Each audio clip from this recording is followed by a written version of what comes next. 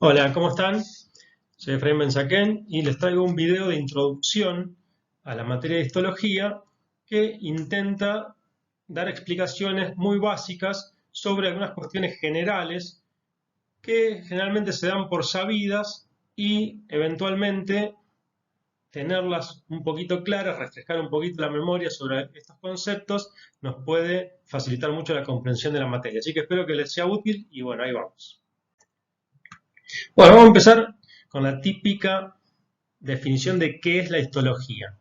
Como dice acá, bueno, la histología es el estudio de las células y los tejidos, es decir, el estudio de la estructura de nuestro cuerpo, de la anatomía de nuestro cuerpo, pero a un nivel microscópico. Es decir, cómo son las células que conforman nuestro organismo y cómo esas células, más la sustancia intercelular que esas células fabrican, va conformando los distintos tejidos, luego estos tejidos forman órganos y la coordinación de tejidos y órganos van formando los aparatos y sistemas. Eso es lo que vamos a ir explicando en este video. Obviamente que ustedes tienen que ya saber, ya ir repasando cómo se fue generando la sustancia orgánica. Hay toda una teoría de una sopa prebiótica que fue haciendo que los átomos de carbono se unan entre sí y esto junto a otros elementos como el oxígeno, que fue muy importante, nitrógeno, hidrógeno, etcétera, fue formando lo que llaman las moléculas orgánicas, que conforman macromoléculas. Hay 4 grupos, esto es un repasito rápido que les voy dando: lípidos, proteínas, glúcidos y ácidos nucleicos. Los ácidos nucleicos son centrales porque son los que codifican la formación de proteínas y las proteínas son las que determinan las funciones. Las proteínas generalmente no son puras, sino que son moléculas complejas en cuya estructura se coordinan proteínas, glúcidos y lípidos. Bueno, esta combinación de moléculas orgánicas con la evolución fue formando distintas estructuras hasta llegar a la mínima unidad viviente, que son las células, una membrana que las recubre, compuesta principalmente por fosfolípidos y colesterol, y en su interior siempre tienen un código genético a base de ácido desoxirribonucleico que va, como les decía antes, a codificar las proteínas que van a dar sus características y su función. La evolución fue haciendo que estas células se vayan coordinando entre sí, formando organismos multicelulares y como les decía antes, la coordinación de células más la sustancia intracelular que estas mismas células fabrican fue formando primero los tejidos y la coordinación de células y tejidos va formando los órganos, la combinación de órganos va formando los aparatos y sistemas. Todo esto lo que vamos a ver rápidamente durante este video.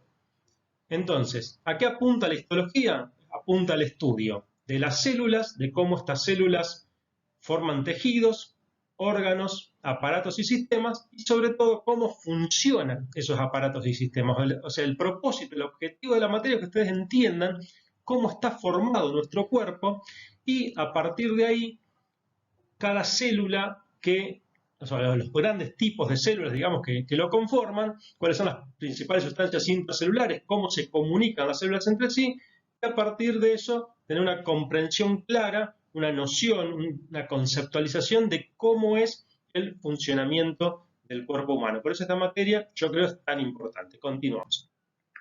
Bueno, ¿cómo es el tema de las células en el cuerpo? En nuestro cuerpo existen más de 200 tipos celulares y si tuviésemos que contar cuántas células tenemos, bueno, hay distintas bibliografías. Eh, yo he tomado una que dice que son aproximadamente 37 billones de células, es decir, 37 millones de millones. Algunos hablan de 50 billones, pero bueno, es un número inmenso la cantidad de células. Y todas estas células, todas se comunican de alguna forma entre sí, ya sea con la célula que tiene al lado, con células a distancia a través de mediadores químicos cuya denominación es hormona. Es decir, una hormona es cualquier sustancia que emitida por una célula impacta en un receptor, ya sea en la misma célula o en otras células, mandando un mensaje, una señal que hace que cambie o que se active o que se desactive una función en la célula diana o receptora.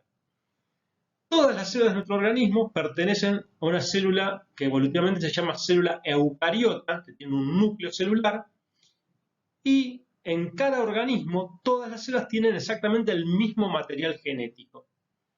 dependiendo de qué genes se expresen, se van a sintetizar determinadas proteínas que van a ser las que le van a dar las funciones a esas células y la estructura, las características, etc. Es decir, que todas las células de nuestro organismo son células eucariotas, es decir, células que tienen núcleo, y todas las células de nuestro organismo tienen exactamente el mismo material genético, salvo obviamente las células reproductivas, pero eso ya lo vamos a ver. Es decir, los óvulos y los espermatozoides, una vez que maduran, modifican mínimamente su material genético para heredar genes diferentes a las futuras generaciones. Eso a través de un mecanismo que se llama crossing over, bueno, pero eso ya lo vamos a ver más adelante, no se preocupen. El concepto que tienen que tener es que todas las células de nuestro organismo tienen exactamente el mismo material genético y que las distintas características de cada célula va a estar determinado por qué genes se expresen en esa línea celular en particular. Bueno, además, dentro de cada célula encontramos lo que llaman organelas. Estos ustedes tienen un video específico de célula que lo pueden ver con más detalle, pero ustedes tienen que saber que en cada célula hay un núcleo, esa célula tiene una membrana nuclear que tiene una doble membrana, no solo la bicapa lipídica, sino que es una doble bicapa lipídica que tiene poros por donde entran y salen las cosas, proteínas, ribosomas, etcétera, que tienen que entrar y salir del núcleo. Y luego tiene ciertas organelas, por ejemplo, el retículo endoplásmico rugoso que sirve para sintetizar proteínas que están vinculadas a las membranas o para exportarlas, el retículo endoplásmico liso, el aparato de Golgi, las mitocondrias que tienen que ver con la oxidación de moléculas para la obtención de ATP, de energía, los lisosomas que tienen que ver con digerir macromoléculas para formar monómeros, es decir, agarran una proteína, la digieren y liberan aminoácidos para que la célula pueda sintetizar proteínas. Bueno, todo eso lo van a ver en el video de biología celular. Pero obviamente, dependiendo de la expresión genética que ocurra en el núcleo, que a su vez está determinada por la comunicación intercelular, etc., esa expresión genética del núcleo va a determinar qué organelas están más desarrolladas, porque obviamente la función de la célula tiene que ver con el desarrollo de sus organelas. Las organelas son como pequeñas estructuras que hacen el trabajo dentro de la célula. Entonces, por ejemplo, una célula que tiene que sintetizar y secretar una gran cantidad de proteínas, que es una célula secretora de insulina, por ejemplo, va a tener desarrollado el retículo endoplásmico rugoso, porque la insulina es una proteína de exportación. Entonces se va a sintetizar en el retículo endoplásmico rugoso. Todas las proteínas, las células secretoras de proteínas van a tener muy desarrollado entonces el retículo endoplásmico rugoso y el complejo de Golgi, que es donde esas proteínas se empaquetan en vesículas para ser exportadas. Si es una célula de un hepatocito, por ejemplo, que además de sintetizar muchas proteínas para la exportación, por ejemplo la albúmina, tiene que tener mucho retículo endoplásmico rugoso, mucho complejo de Golgi para sintetizar y secretar, por ejemplo, albúmina, los factores de coagulación, etc. Pero además es una célula que también trabaja mucho con el metabolismo de lípidos y con la detoxificación de sustancias o con la liberación de glucosa. Bueno, todo eso lo hace otra organela que es el retículo endoplásmico liso, que se continúa del retículo rugoso. Acá está mal dibujado, acá tendría que haber una continuidad de una estructura y otra, pero el retículo endoplásmico liso entonces va a estar más desarrollado en las células que metabolizan lípidos, que tienen que ver con la detoxificación, y bueno, así sucesivamente. Esto es un concepto básico, un concepto importante que yo quiero que ustedes ya lo vayan teniendo. Es decir, tenemos muchísimas células, todas las células están conectadas entre sí, esa gran cantidad de células se agrupan en unos 200 tipos de células, de los cuales unos 50 tipos de células son importantes, ustedes las van a tener que ir conociendo con nombre y apellido, por ejemplo los hepatocitos, que son las células del hígado, la célula muscular, el adipocito, que es la célula del tejido graso. Bueno, después ya lo vamos a ir viendo. Pero cada célula tiene el mismo material genético, la expresión de ese material genético determina sus características, la coordinación de células intercelular forma los órganos y así es como funciona y cómo está conformado nuestro cuerpo, que es el objetivo de esta materia. Que ustedes sepan cómo está conformado nuestro cuerpo y cómo funciona. Continuamos. Para el estudio del cuerpo humano, hubo tradicionalmente en el estudio de la histología una división de las estructuras básicas que forman las células con la sustancia intracelular, dividiendo para su estudio a los tejidos en 4 tipos. ¿Cuáles son esos 4 tipos? son el tejido epitelial, el tejido conectivo, el tejido muscular y el tejido nervioso. Bueno, ¿cómo es esto? Esto es sencillo.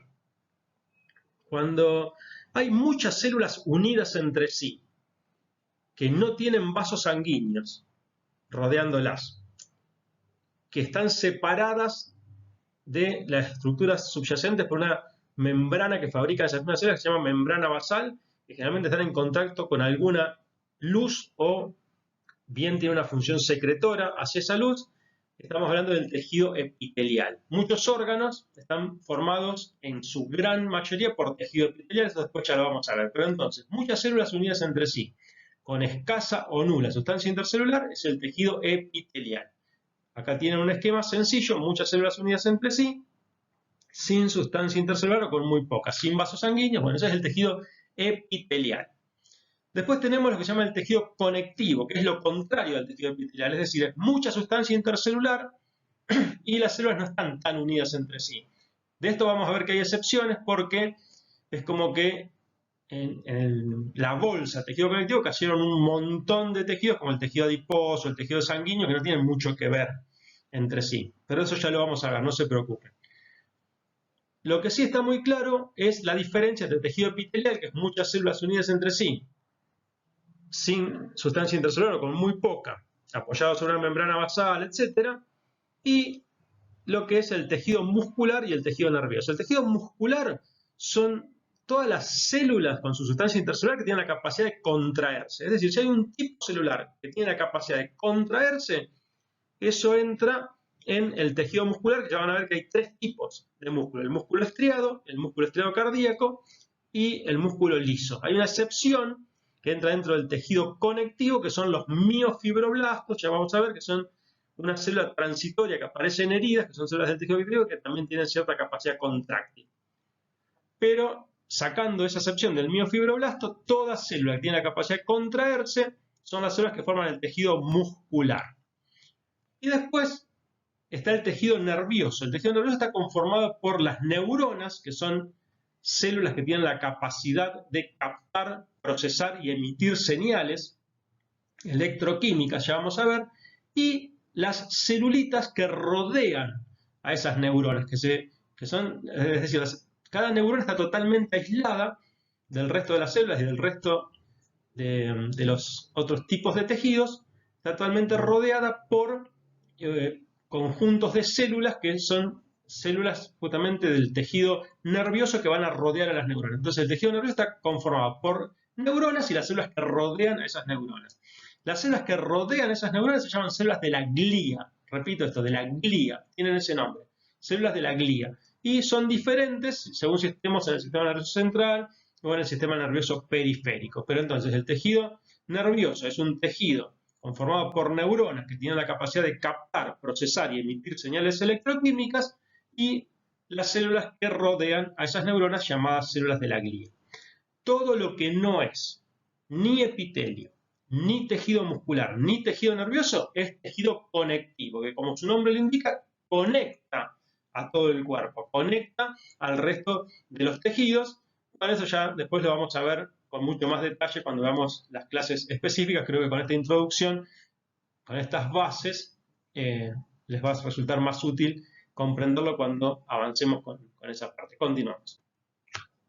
Bueno, entonces vamos a fortalecer un poco el concepto de qué es un tejido. Ya les conté cuáles son los 4 tejidos básicos, ya les conté cómo se forman, pero ahora lo vamos a repetir para conceptualizarlo bien. Llamamos tejidos a las diferentes estructuras que están formadas por células y la sustancia intercelular que estas células sintetizan, segregan y organizan. Si hay muchas células y hay muy poquita sustancia intercelular, seguramente estamos en un epitelio. Si esas células son células contráctiles, vamos a estar en tejido nervioso. Si esas células son neuronas con las células que las rodean, vamos a estar en tejido nervioso. Y si estas células son cualquiera del resto de las células del organismo, vamos a estar en tejido conectivo. El tejido conectivo puede ser el tejido conectivo propiamente dicho, que tiene que ver con estructuras de fibras, inicialmente de colágeno, de elastina, que van a unir los órganos y el resto de los tejidos entre sí. Puede ser, por ejemplo, el tejido óseo, puede ser el tejido cartilaginoso, son todos estos que estoy nombrando, son estructuras de sostén.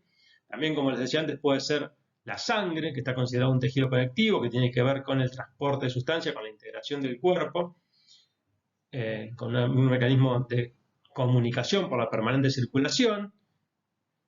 Bueno, ya después lo vamos a ir viendo con detalle. El sistema linfático también se considera una especialización del tejido conectivo que tiene que ver con la capacidad del cuerpo de defenderse ante microorganismos, distintos antígenos que lo ataquen, pero siempre un tejido va a estar conformado entonces por un conjunto de células propias de ese tejido y la sustancia intercelular que estas células producen. Si estamos hablando de un epitelio, la sustancia intercelular o del tejido nervioso, por ejemplo, la sustancia intercelular es casi mínima. En el tejido nervioso está el líquido cefalorraquídeo, por ejemplo, como sustancia intercelular, mientras que en otros tejidos la sustancia intercelular es muy importante. Por ejemplo, en el hueso, las fibras de colágeno y los cristales de dioxiapatita, que van a formar toda la estructura ósea, son muy importantes, son las que le dan la característica a ese tejido conectivo. En la sangre, obviamente, esa sustancia intercelular es una sustancia líquida,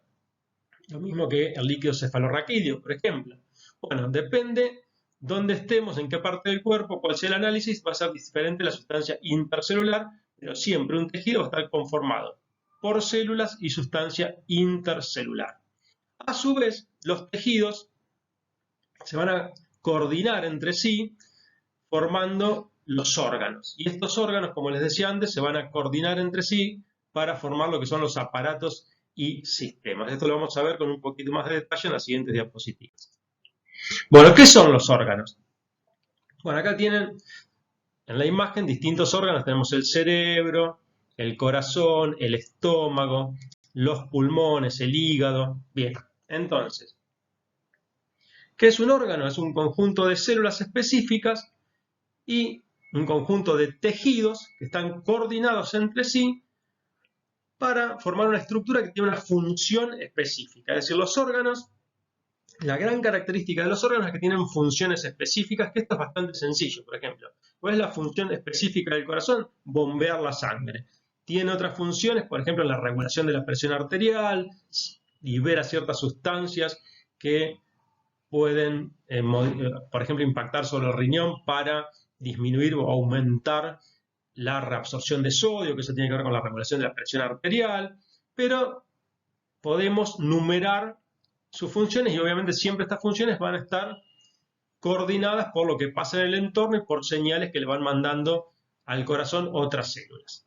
En este caso al corazón. Bueno, el hígado, por ejemplo, bueno, es un órgano, está conformado por muchísimas células, es un órgano de origen epitelial, y sus funciones tienen que ver con ser el gran regulador del metabolismo. Por ejemplo, regula la glucemia en el sentido de eso en coordinación con el páncreas, obviamente, que es otro órgano. Si el páncreas le manda insulina, el hígado absorbe y guarda glucosa. Si el páncreas le envía glucagón, el hígado libera y fabrica glucosa o fabrica y libera glucosa. Bueno, primero hasta sus depósitos y luego si aún hay necesidad de subir la glucemia, va a fabricar glucosa, por ejemplo, a partir de proteínas, etc. Tiene que ver, por ejemplo, el hígado con la detoxificación, si hay alguna sustancia tóxica, el alcohol se metaboliza en gran parte del hígado, etc. Los riñones tienen que ver con la formación de la orina, tienen que ver con la regulación de la presión arterial, con estimular la síntesis de glóbulos rojos en la médula ósea. Es decir, si ustedes agarran cualquier órgano, ese órgano va a tener ciertas características, esas características van a estar determinadas por las células que lo conforman.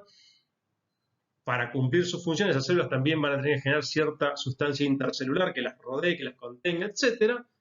Y, bueno, las funciones de esas células van a ser a la función del órgano. Obviamente, estos órganos se coordinan entre sí formando lo que llamamos aparatos y sistemas. Bueno, ¿qué son los aparatos y sistemas entonces? Bueno, acá en nuestra cátedra vamos a hablar de aparato y de sistema en forma indistinta, lo vamos a usar como sinónimos. Antiguamente se hablaba de sistema cuando un conjunto de órganos estaban conformados por un mismo tipo de tejido. Por ejemplo, Si hablamos del sistema nervioso, podríamos decir que el cerebro, el cerebelo y la médula espinal son distintos órganos conformados todos por tejido nervioso. Pero esto hoy ha caído en desuso. Nosotros hablamos directamente como sinónimos de aparato y sistema. También se hablaba que un aparato era un conjunto de sistemas o un conjunto de órganos conformados por distintos tipos de tejidos. El típico ejemplo de esto era el aparato digestivo, donde tenemos, por ejemplo, si tomamos el estómago, vamos a tener un gran componente de tejido epitelial, sobre todo epitelio glandular, porque el estómago es una estructura secretora, básicamente, aunque tiene cierta capacidad de absorción también, pero básicamente una estructura secretora. Y en la pared del estómago es muy importante el músculo, por ejemplo, para los movimientos de mezcla de los alimentos y luego para el vaciamiento gástrico. Entonces ya tenemos tejido de origen muscular, tejido epitelial, obviamente tejido conectivo que va a estar recubriendo y uniendo a todo ese tejido epitelial y muscular. Y bueno, con el avance del conocimiento a nivel del aparato digestivo se ha centrado mucho el estudio en lo que se llama el segundo cerebro, que es el sistema neuroendocrino, neuroendocrino, que bueno, ya lo vamos a estudiar en detalles, pero es como una gran coordinación de tejido nervioso en las paredes mismas del sistema digestivo. Es decir, que ahí tendríamos tejido nervioso, tejido muscular, tejido epitelial, entonces se hablaba de aparato digestivo. Pero si ustedes me dicen sistema digestivo, para nosotros es sinónimo. Esto es simplemente una aclaración para que no pierdan tiempo pensando qué es aparato, qué sistema, será igual, será distinto. Bueno, nosotros lo usamos como sinónimos y la explicación de por qué se usaba de una forma o de otra forma es esta que les acabo de dar. Continuamos. Bueno, y por último, vamos a agregar tipo bonus track una pequeña explicación de el tamaño relativo de las cosas, que bueno, la verdad que no daba para hacer un video solo con esto, entonces lo agregué acá, pero para que ustedes ya vayan teniendo una idea, si nosotros tomamos distintos elementos de la naturaleza, podemos atribuirle un tamaño aproximado, que un ser humano, no sé, mide entre 1,50 m y 2 metros, pongámosle, y lo interesante es que algunas células, por ejemplo las células nerviosas, tienen un tamaño, depende del tamaño de ese ser humano, porque van desde la última parte de la médula espinal hasta el último, por ejemplo, las células motoras, ¿no? Hasta el último músculo, que acá justo lo tapo yo con mi imagen, pero ustedes imagínense que hasta el último musculito que mueve los dedos del pie, tiene que llegar la punta de esa neurona. Entonces, bueno, puede medir más de 1 metro, por supuesto. Acá tiene el tamaño de lo que es un huevo de gallina, y ya acá en la regla de abajo vemos 1 metro, acá vemos 100 milímetros, 10 milímetros, bueno, el huevo, por ejemplo, obviamente mide unos 4 o 5 centímetros, y si nos vamos achicando, ya vamos a llegar a esta denominación que ustedes ven acá, que es el micrómetro, que es una milésima parte de 1 milímetro. Esa estructura del micrómetro es la estructura en la cual se miden la mayoría de las células, tanto procariotas como eucariotas. Las células procariotas, por ejemplo las bacterias, generalmente son de menos de 10 micrómetros y las células humanas están a partir de los 10 micrómetros, 20 micrómetros. Bueno, obviamente hay células muy grandes como las células musculares y las neuronas, pero, qué sé yo, si tomamos el tamaño de los eritrocitos, que son las células rojas de la sangre, es una célula muy especial porque no tiene núcleo, tienen un tamaño entre 7 y 8 micras o micrómetros, que son sinónimos. Y esto es muy importante porque si estas células son más chiquitas, estamos hablando de una anemia microcítica. Cito quiere decir célula, micro chiquita, o sea, si las células rojas son chiquitas, estamos hablando de una anemia microcítica. Y si son grandes, más de 10 micras, estamos hablando de una anemia megaloblástica, o sea, mega, grandes blastos. Blastos son las células, se le dice a las células germinales, a las que le dan origen a otras células, y bueno, como en esta anemia salen a la sangre como un poco inmaduras, se le dice blastos. Pero bueno, ya me fui un poco por las ramas. La cuestión es que el tamaño relativo de las células, de la mayoría de las células de nuestro cuerpo, está alrededor de las 10 micras, las células vegetales un poquito más, alrededor de las 20 micras. Ya vamos a ver que hay células que son un poquito más grandes, y otras un poquito más chicas, pero siempre alrededor de este rango.